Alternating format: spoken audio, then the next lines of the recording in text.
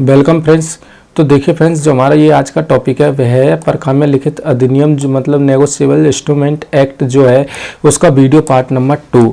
इसमें हम बात करने वाले हैं फ्रेंड्स, जो हमारे काइंड्स जो होते हैं नेगोशिएबल इंस्ट्रूमेंट है उनके प्रकार के बारे में बात करेंगे। एक एक प्रकार के मतलब नेगोशिएबल इंस्ट्रूमेंट के अंतर्गत हमारे 3 प्रकार के जो है उनको शामिल किया गया है, जिसमें एक होता है प्रोमिसरी नोट, एक होता है विल ऑफ एक्सचेंज और एक होता है चेक। इन तीनों के बारे में हम बारीकी से अध्ययन करेंगे फ्रेंड्स। वीडियो थोड़ा लंबा होने वाला है, लेकिन मैं आपको दावे के साथ कह सकता हूं कि इस वीडियो को देखने के बाद आपको किसी वीडियो को देखने की ज़रूरत नहीं पड़ेगी, क्योंकि हम इसमें सभी कॉन्सेप्ट को एकदम बारीकी से क्लियर करेंगे और अच्छे से आपको पूरी सब बातों को इसमें कवर किया जाएगा।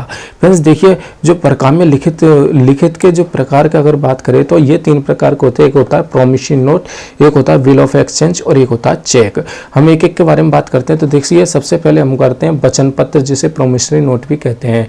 वचन पत्र एक वित्तीय लिखित पत्र होता है, मतलब लिखित एक पत्र होता है, एक लेटर होता है एक तरीके से, जो वित्तीय फाइनेंशियल नेचर का होता है। फाइनेंशियल नेचर का मतलब ट्रेड के लिए काम में लिया जाता है इसको, जिसे जारी करने वाला जो है, जिसे बनाने वाला, जारी करने वाला या बनाने वाला पक्ष दूसरे पक्ष को एक निश्चित धनराशि भुगतान करने का लिखित वचन देता है। जिसमें जो एक लिखित जो फाइनेंशियल लेटर जो होता है, जो वित्तीय लिखित पत्र जो होता है, उसमें यह लिख देता है एक पक्ष दूसरे पक्ष को एक उसमें लिखी हुई निश्चित धनराशि भुगतान करने का वचन देता है। यहाँ पर क्या देता है? वचन देता है। नेगोशिएबल इंस्ट्रूमेंट एक्ट 1881 की सेक्शन जो 4 है, इसमें जो है जो हमारी प्रोमिसरी नोट है इसके बारे में बताया गया है। तो इसके अंदर क्या बताया गया? एक वचन पत्र लिखित रूप में वचन है, मतलब लिखित रूप में दिया गया एक वचन होता है, प्रोमिस होता है, जिसमें वचन पत्र जारी करने वाला जो ड्रॉअर है, जो क्रेता है, जो वस्तु खरीदता है, जो ड्रॉअर कह सकते हैं उसको हम, जो वचन पत्र को जारी करने वाला है, वह वचन पत्र ड्रॉई यानी जो विक्रेता है उसके लिए, यानी जो वचन पत्र की रकम को लेने वाला है, वह जो ड्रॉई कहेंगे यहाँ पर उसको, जो ड्रॉई है को एक निश्चित टाइम पर उसके आदेश करने पर निश्चित धनराशि भुगतान करने का वचन देता है। तो मतलब ये वचन पत्र में क्या होता है फ्रेंड्स, मान लीजिए क्रेता, जो क्रेता होता है और एक विक्रेता होता है। विक्रेता क्या है? क्रेता को वस्तु देता है। जो विक्रेता मतलब ड्रॉई जो है वो ड्रॉअर को जो है वस्तु देता है, और ड्रॉअर जो क्या कहता है, मेरे पास अभी पैसा नहीं है, तो वो एक वचन पत्र लिखकर दे देता है। वचन पत्र लिखकर उस पर अपने साइन कर ड्रॉई जो विक्रेता है उसको दे देता है कि मैं एक निश्चित टाइम पीरियड, मतलब कि मैं फर्दर 1 मंथ बाद या 1 साल बाद या फिर 3 किस्तों में उस वस्तु के मूल्य का जो भुगतान है, उस वस्तु के बारे में जिक्र न करके उसमें एक निश्चित टाइम दे देता है कि भाई मैं 3 महीने में आपको, या फिर आप जिस दिन आदेश करोगे उस दिन मैं उस मूल्य का भुगतान, जो वो राशि है, जो निश्चित राशि है, उसका मैं भुगतान कर दूंगा। इस तरीके का वचन पत्र लिख कर देता है। तो ये एक नेगोशिएबल इंस्ट्रूमेंट होता है, मतलब इस वचन पत्र को जो है विक्रेता अपने पास न रखकर, मान लीजिए अगर विक्रेता को भी अगर किसी को पैसा देना हो, विक्रेता को भी अगर किसी को पैसा देना होता है किसी थर्ड पर्सन को, तो जो क्रेता है उसके द्वारा लिख कर दिया गया जो वचन पत्र है उसको आगे नेगोशिएट यानी हस्तांतरित कर सकता है किसी थर्ड पर्सन को भी। वचन पत्र में यह नहीं बताया जाता कि रकम का भुगतान किस चीज के लिए किया जा रहा है। वचन पत्र में तो केवल यह बताया जाता है कि कितना पैसा दिया जाएगा और कितना समय पर दिया जाएगा, बस इतना सा लिखना होता है, और उस पे जो हस्ताक्षर करने होते हैं जो पैसे के मूल्य का भुगतान करेगा उसके। एक वचन पत्र होता है, उसमें पक्ष कौन कौन से होते हैं? एक तो होता है ड्रॉअर, जिसे हम डेटर भी कहते हैं या पेयर भी कहते हैं, जिसे हमने इसे क्रेता भी कहा है, जो वस्तु के मूल्य का भुगतान करेगा। मतलब ड्रॉअर जो क्रेता है वह वस्तु के मूल्य का भुगतान करेगा, वो वचन पत्र का एक पक्ष होता है। यह वह व्यक्ति होता है, जो ड्रॉअर, वो वह व्यक्ति होता है जो वचन पत्र को लिखता है। मतलब यहाँ पे जो प्रोमिसी नोट है, जो प्रॉमिस करता है उसमें प्रोमिसी नोट पर वो कौन लिखता है, ड्रॉअर है जो वह लिखता है, मतलब जो क्रेता होता है वह लिखता है।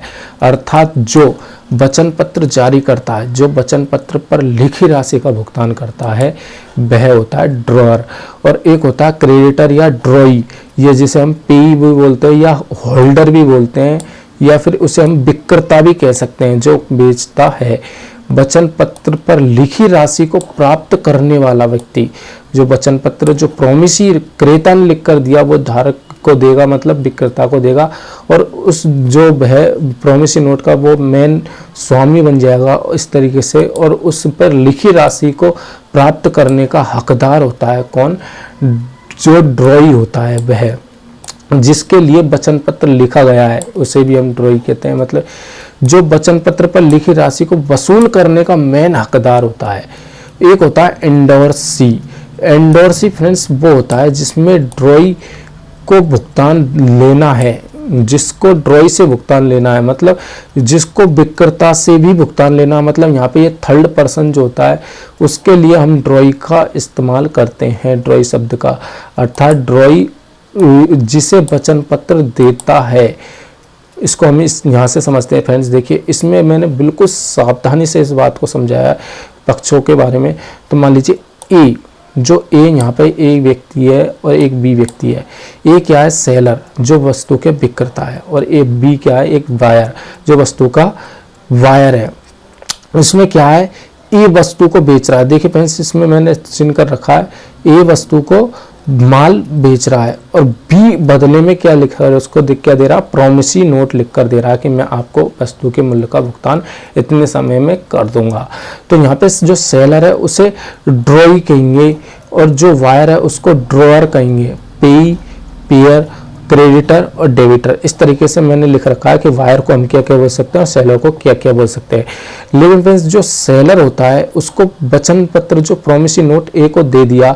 अब मान लीजिए ए को किसी थर्ड पर्सन से, जो थर्ड पर्सन यहाँ पे क्या, सी, मान लीजिए सी है, उससे माल उसने लिया।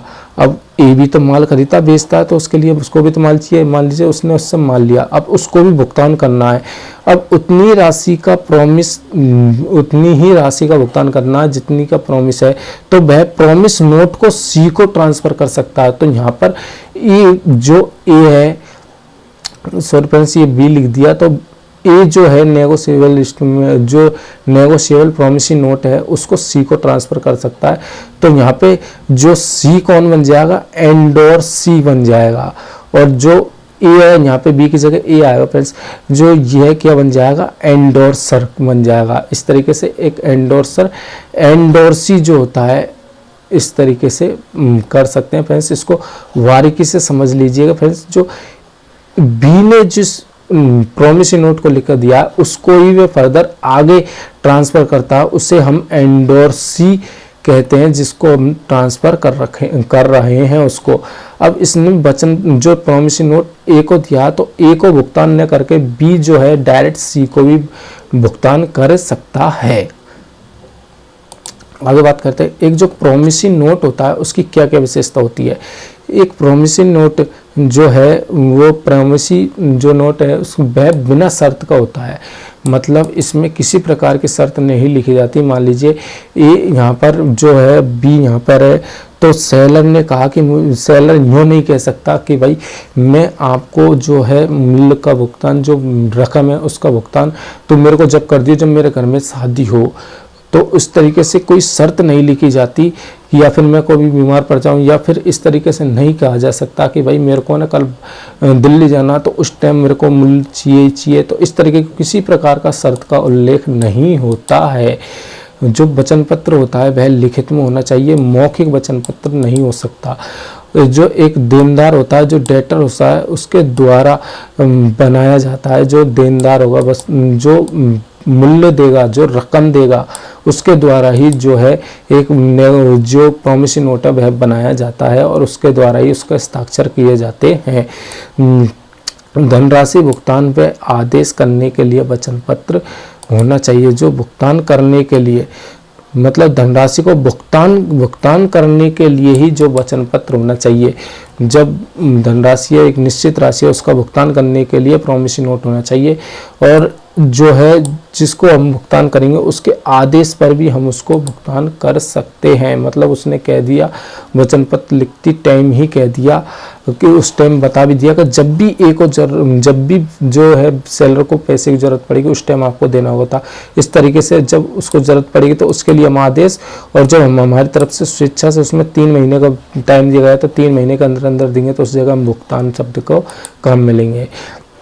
इस जगह हमारा क्या है, वचन पत्र जो प्रॉमिसरी नोट होता है वो भारतीय करेंसी में दे होना चाहिए, भारतीय करेंसी के अनुसार ही दे होना चाहिए, नहीं विदेशी डॉलर के हिसाब से लिखा गया है।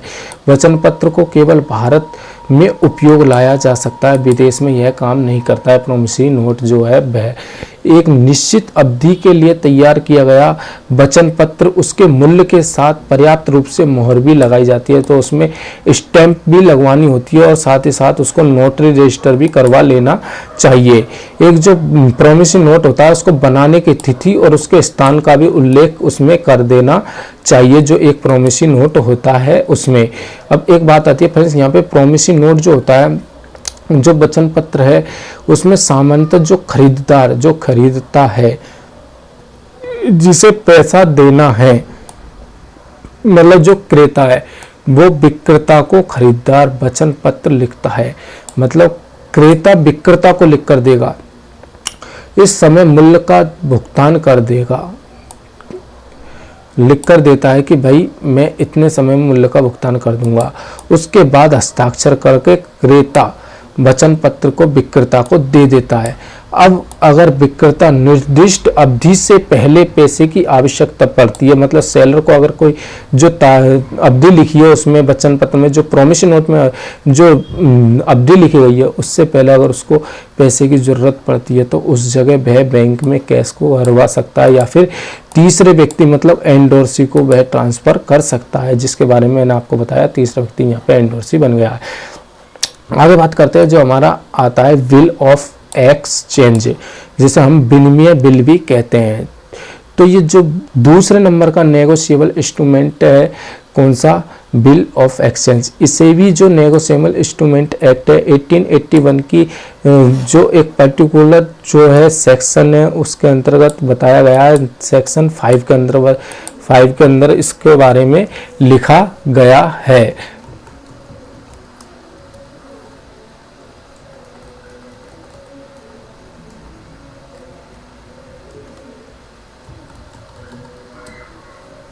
धारा 5 है इसके अंतर्गत इसके बारे में इसमें बताया गया है। तो इसके बारे में इसमें बताया गया, क्या बताया गया, इसके अनुसार विनिमय बिल जो बिल ऑफ एक्सचेंज है वह भी एक लिखित उपकरण है जिसमें निर्माता जो बिल ऑफ एक्सचेंज को बनाता है उसके द्वारा बिना किसी आदेश के एक निश्चित राशि है एक निश्चित व्यक्ति को केवल एक निश्चित राशि का भुगतान करने के लिए निश्चित आदेश पर हस्ताक्षर किए गए एक बिना शर्त का आदेश होता है। फ्रेंड्स मैंने इस बात को इसलिए धीरे बोला, इसका एक एक पॉइंट है वह पकड़ने योग्य है। एक निश्चित शर्त के आदेश का जो आदेश यहाँ पे उसमें हम वचन करते थे लेकिन यहाँ पे हमें आदेश करते हैं। आदेश क्या करते हैं फ्रेंड्स, इसमें हम इसको बताते हैं इस उदाहरण के द्वारा। इसमें क्या है, बिल ऑफ एक्सचेंज जो होता है फ्रेंड्स, मान लीजिए ए सेलर है बी बायर है, तो इसमें ए जो माल बेचा है और साथ ही साथ ए बी पैसे का भुगतान नहीं कर रहा तो ए बिल ऑफ एक्सचेंज लिख देता है। वहाँ पे जो प्रॉमिसरी नोट था वह बी लिखता था मतलब बायर लिखता था, लेकिन यहाँ पे सेलर ही माल देगा और सेलर ही जो है बिल ऑफ एक्सचेंज को लिखता है और उसमें लिख देता है कि भाई इतनी तारीख को इतने समय इतनी तारीख को जो क्रेता है जो बायर है वह इतनी राशि का ए को मतलब सेलर को भुगतान करेगा। इस तरीके से इसमें बिल ऑफ एक्सचेंज में लिख दिया जाता है। तो यहाँ पर जो ड्रॉई है वह भी चेंज होता है। तो ड्रॉई उस टाइम क्या होता है, जो ड्रॉई सेलर बनता है, लेकिन जो बिल ऑफ एक्सचेंज के अंदर ड्रॉई कौन होगा, बायर होगा। और जो ड्रॉअर है, जो लिखने वाला है, वह सेलर बन जाएगा क्योंकि उसने लिखा है विल ऑफ एक्सचेंज को। विल ऑफ एक्सचेंज को लिखने के बाद ए बी क्या करेगा, उस पर एक्सेप्टेंस देगा, मतलब उस पर हस्ताक्षर करेगा, हाँ भाई बिल ऑफ एक्सचेंज बिल्कुल सही लिखा गया है। ए ने लिख दिया, उस पर बी के हस्ताक्षर ले लिए। देखिए विल ऑफ एक्सचेंज की एक कुछ विशेषता बताई गई है। देखिए फ्रेंड्स, विनिमय बिल हमेशा लिखित में होता है। विनिमय बिल बिना शर्त का होता है, मतलब इसमें किसी प्रकार की शर्त नहीं लिखी जाती है कि कब देना है, इतने तारीख को देना है, इतने मेरे को जरूरत पड़ेगी, मेरे को शादी होगी, इस तरह की कोई शर्त नहीं होती है। जिस दिन मेरे को आवश्यकता होगी उस दिन आपको देना पड़ेगा, इस तरह के किसी प्रकार की शर्त का उल्लेख नहीं होता है। जो विनिमय बिल होता है वह एक आदेश होता है, ना कि एक वचन।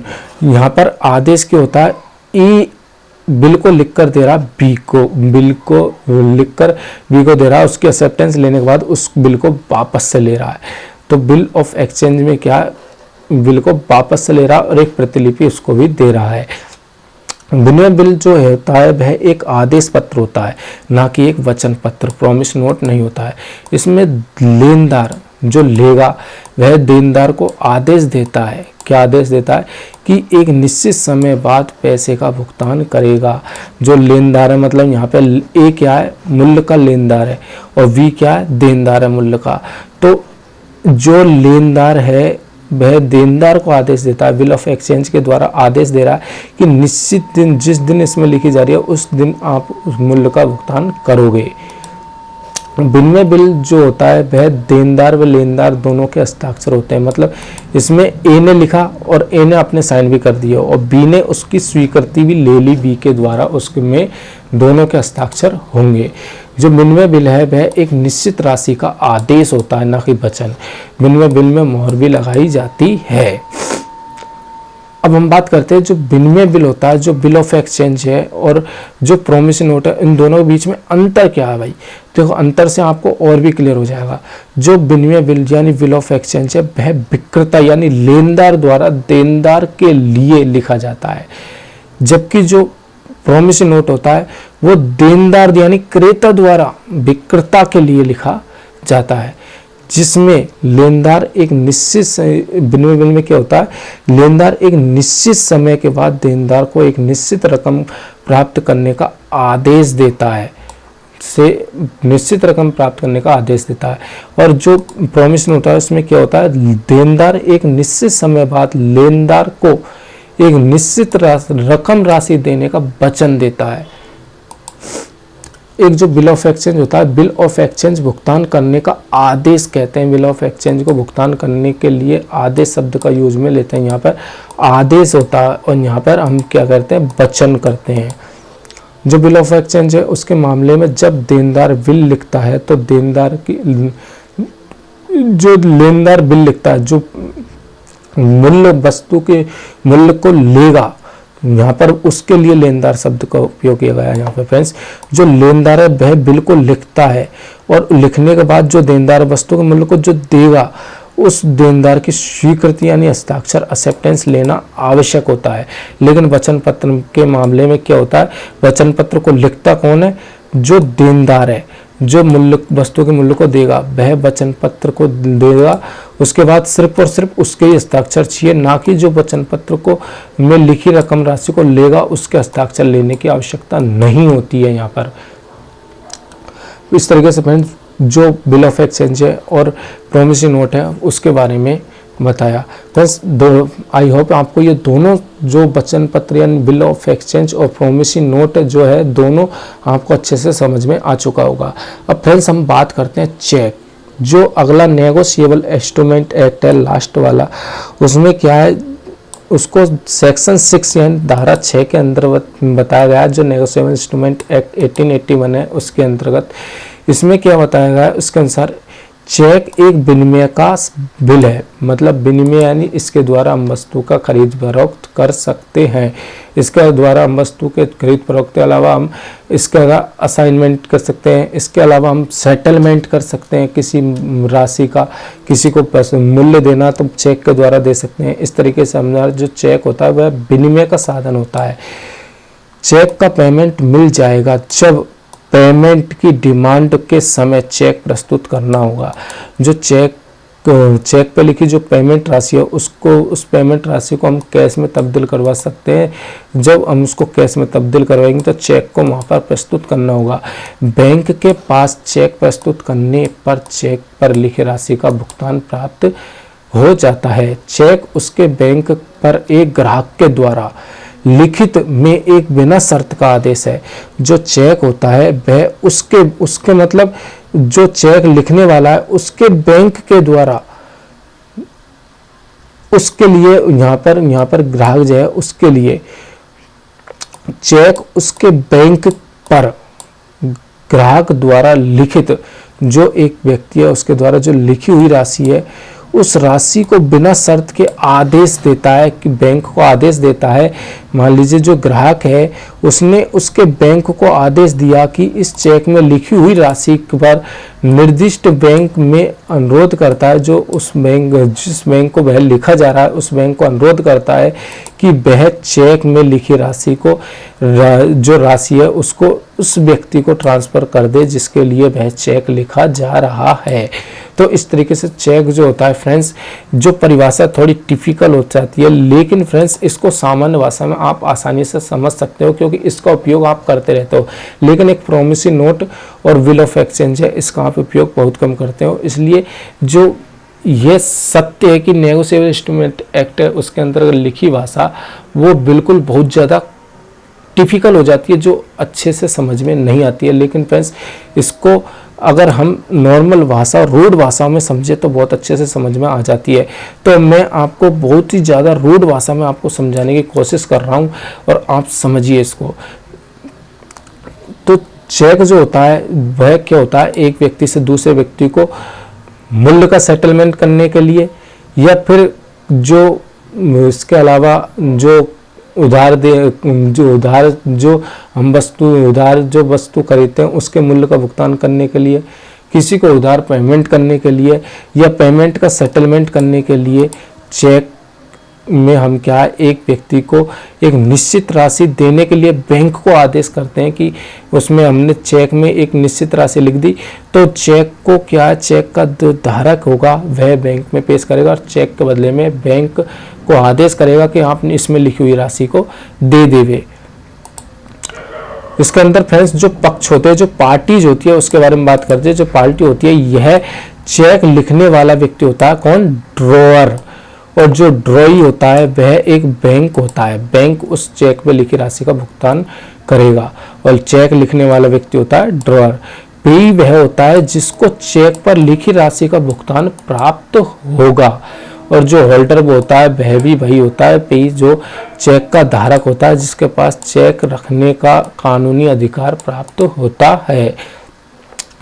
अब फ्रेंड्स चेक क्रॉसिंग करना, चेक का ही एक पार्ट है नेगोशिएबल इंस्ट्रूमेंट एक्ट के अंतर्गत। इस चेक को क्रॉसिंग करके ही ज़्यादातर काम में लिया जाता है।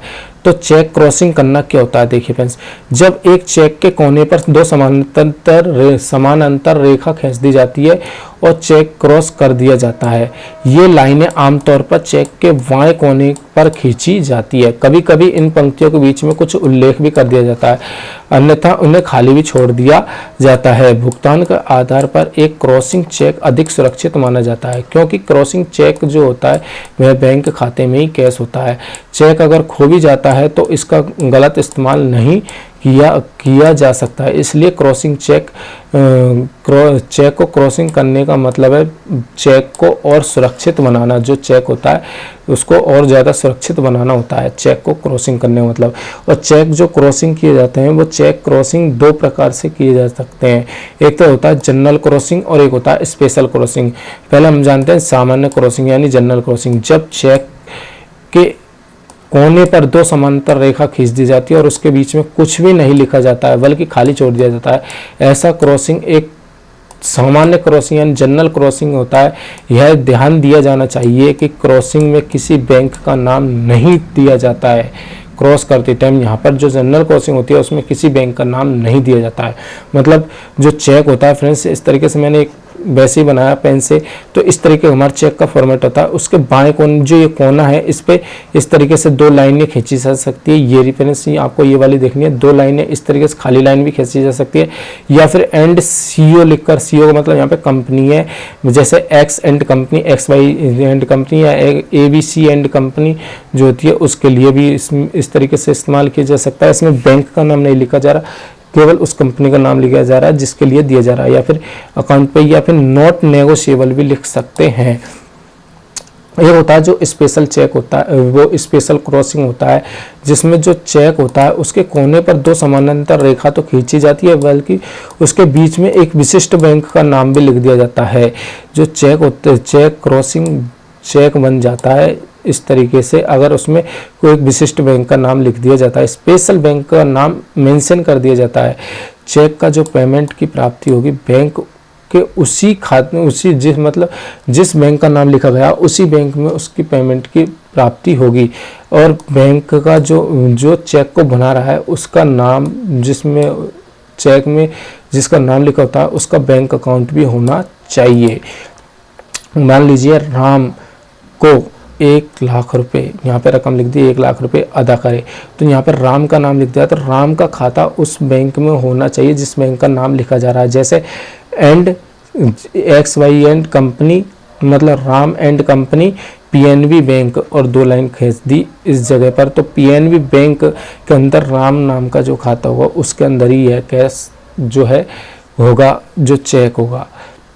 और इस तरीके से 2 लाइन खींच दी, उसके ऊपर लिख दिया अकाउंट यूनाइटेड बैंक, तो ये यूनाइटेड बैंक में होगा।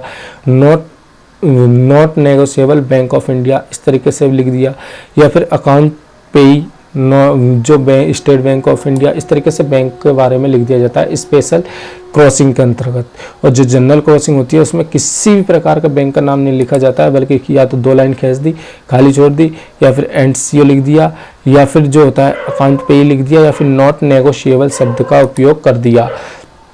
इस तरीके से काम में लिया जाता है। अब आगे हम बात करते हैं चेक को क्रॉसिंग कौन कौन कर सकता है, चेक को इस तरीके से क्रॉस कौन कौन कर सकता है। तो देखिए फ्रेंड्स, चेक जो होता है इसको इशू करने वाले व्यक्ति क्रॉसिंग कर सकता है, मतलब मेरा चेक है तो मैं इसको क्रॉसिंग कर सकता हूं। दूसरा, अगर जिसको क्रॉस, यदि चेक में क्रॉस नहीं लगाया गया है तो चेक का जो धारक, मतलब जिसके लिए मैं चेक लिख रहा हूं वह भी उसको क्रॉसिंग कर सकता है। अगर चेक जनरल क्रॉसिंग किया गया है तो चेक का धारक उस को स्पेशल क्रॉसिंग में बदल सकता है, मतलब मैंने जिसको चेक लिखा है वह उस जनरल क्रॉसिंग को स्पेशल क्रॉसिंग में बदल सकता है। मतलब मैंने 2 लाइन खींचकर दे दी, इस तरीके से 2 लाइन खींच के दे दी, तो उसमें जो जिसको मैं लिख रहा हूँ चेक, जिसके लिए मैं लिख रहा हूँ, तो वह उसको स्पेशल क्रॉसिंग कर सकता है। आगे एंडोर्सर करने के लिए उस चेक के ऊपर जो है स्पेशल क्रॉसिंग भी कर सकता है, जैसे PNB बैंक का नाम लिख दिया क्रॉसिंग के अंदर, इस तरीके से उसका उपयोग कर सकता है। तो फ्रेंड्स, आई होप आपको तीनों चीज बारीकी से समझ में आ चुकी होगी। फिर भी अगर कोई परेशानी है तो कमेंट बॉक्स में कमेंट कीजिए, आपकी एक एक कमेंट का जवाब दिया जाएगा। फ्रेंड्स, अगली वीडियो में मिलते हैं, तब तक के लिए धन्यवाद।